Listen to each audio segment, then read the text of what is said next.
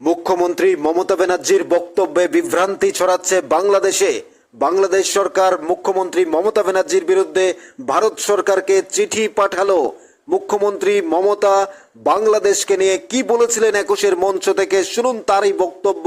যখন বাংলাদেশের ছাত্র আন্দোলন ভয়াবহ অগ্নিগর্ভ পরিস্থিতি চলছে, তখনই মুখ্যমন্ত্রী মমতা ব্যানার্জি বাংলাদেশকে নিয়ে কেন বিভ্রান্তিকর মন্তব্য রেখেছিলেন, শুনুন এই বক্তব্য।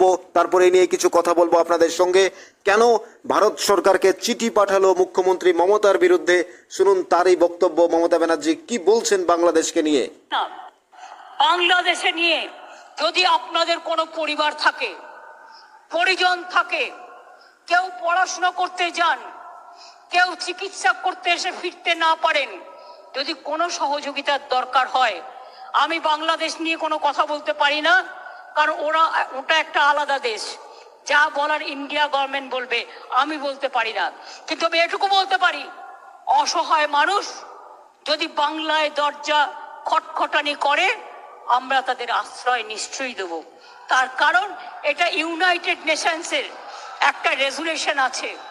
কেউ যদি রিফিউজি হয়ে যায়, তাকে পার্শ্ববর্তী এলাকা তাকে সম্মান জানাবে।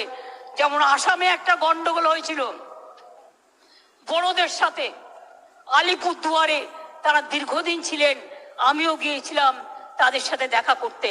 কিন্তু আপনাদের কাছে আমার আবেদন থাকবে, বাংলাদেশ নিয়ে আমরা যেন কোনো প্ররোচনাতে না যাই, আমরা যেন কোনো উত্তেজনাতে না যাই।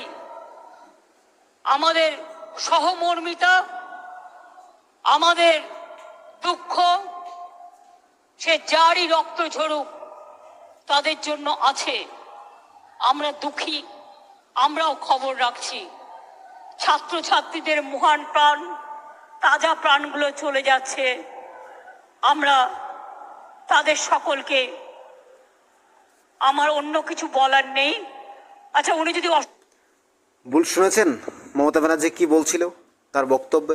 আপনি ভুল শুনেননি। মমতা ব্যানার্জি যা বলছে তা নিয়েই বিভ্রান্তি ছড়াচ্ছে বাংলাদেশে।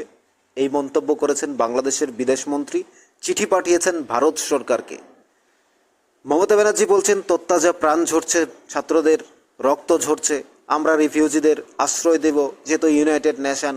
আমি বলছেন আমি ভারত এবং বাংলাদেশ নিয়ে কথা বলতে পারি না, ভারত সরকার কথা বলবে। তাহলে আপনি বলছেন কেন? যদি ভারত সরকারই বলার কথা, ভারতের প্রধানমন্ত্রী আছে, বাংলাদেশের প্রধানমন্ত্রী আছে, তারা কথা বলবে, তাহলে আপনি বলছেন কেন? এখন ভারত সরকারকে চিঠি দিল বাংলাদেশ, আপনি তো বলেই দূরে সরে গেছেন। আপনার এখন দায়িত্ব শেষ মমতা ব্যানার্জির। এখন সেই সামলাতে হবে ভারতের, অর্থাৎ ভারত সরকারকে, ভারতের প্রধানমন্ত্রীকে, বিদেশ মন্ত্রীকে, সেগুলোর উত্তর দিতে হবে। কফিয়ত চাইবে নিশ্চয়ই। কিন্তু প্রশ্ন হলো, আমার দেশের পশ্চিমবঙ্গের মানুষ কাজ করার জন্য বাইরে যাচ্ছে, ঠিকঠাক রুজি রুটির জন্য বাইরে যেতে হচ্ছে, প্রতিনিয়ত আন্দোলন করছে চাকরির জন্য, বিয়ের জন্য রাস্তায় পড়ে আছে, সেগুলোর কথা চিন্তা না করে আরেক দেশের কারা কোথার থেকে আসবে সেটা ভারত সরকারকে চিন্তা করতে না দিয়ে নিজে তো তাদের জন্য দরদ দেখাচ্ছেন। এখন কি হলো তার ফল? বাংলাদেশ সরকার বলছেন, বাংলাদেশের মাননীয় বিদেশমন্ত্রী বা বাংলাদেশের মাননীয় প্রধানমন্ত্রী শেখ হাসিনার সরকার ভারত সরকারকে চিঠি দিল। আপনার মন্তব্যে, পশ্চিমবঙ্গের মুখ্যমন্ত্রী মমতা ব্যানার্জির মন্তব্যে, বক্তব্যে বিভ্রান্তি ছড়াচ্ছে বাংলাদেশে। তার ফল কি পেলেন? আশ্রয় দিতে চেয়েছিলেন, বাংলায় দরজা খটখটালে আশ্রয় দেব, ইউনাইটেড নেশন, আশ্রয় দিতে হয়।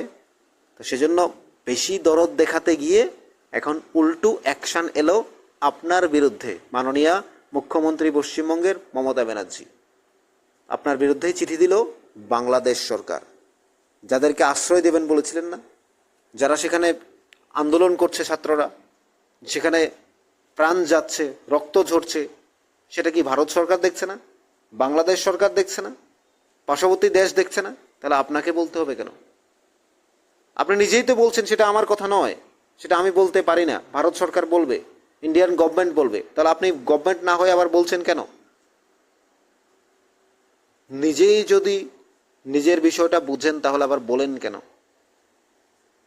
এই প্রশ্নগুলো চিঠিতে লেখা আছে। মমতা ব্যানার্জির বক্তব্যে, পশ্চিমবঙ্গের মাননীয় মুখ্যমন্ত্রী মমতা ব্যানার্জির বক্তব্যে বিভ্রান্তি ছড়াচ্ছে বাংলাদেশে। যেহেতু বাংলাদেশে বর্তমান পরিস্থিতির নিরেখে বাংলাদেশে যে পরিস্থিতি চলছে তাতে মমতা ব্যানার্জির এই বক্তব্যে বিভ্রান্তিকর পরিস্থিতির সৃষ্টি হচ্ছে বাংলাদেশে। চিঠি পাঠালো ভারত সরকারকে, তাতে পুরোপুরি লিখে দিয়েছে, আপনারা দেখতে পাচ্ছেন সে স্ক্রিনে চিঠির অংশ আমরা দেখাচ্ছি। আপনাদের কি মনে হয় আপনারা বলতে পারেন, জানাতে পারেন কমেন্টস বক্সে। নিউজ ত্রিপুরা 1 চ্যানেলটি সাবস্ক্রাইব করুন।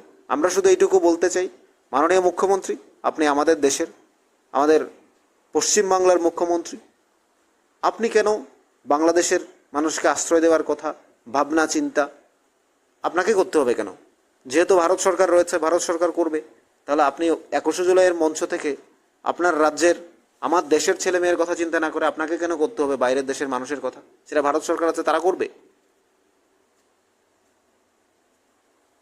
আপনার বক্তব্য এখন বাংলাদেশে বিভ্রান্তিকর ছড়াচ্ছে। এতে আপনাকে চিঠি দেওয়ার অর্থ কি? পুরো ভারতবর্ষের মানুষকে চিঠি দেওয়া।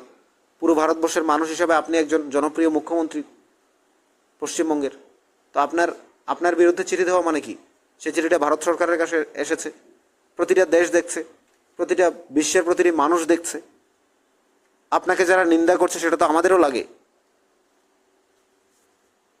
আপনাদের মতামত অবশ্যই কমেন্টস বক্সে জানাতে পারেন।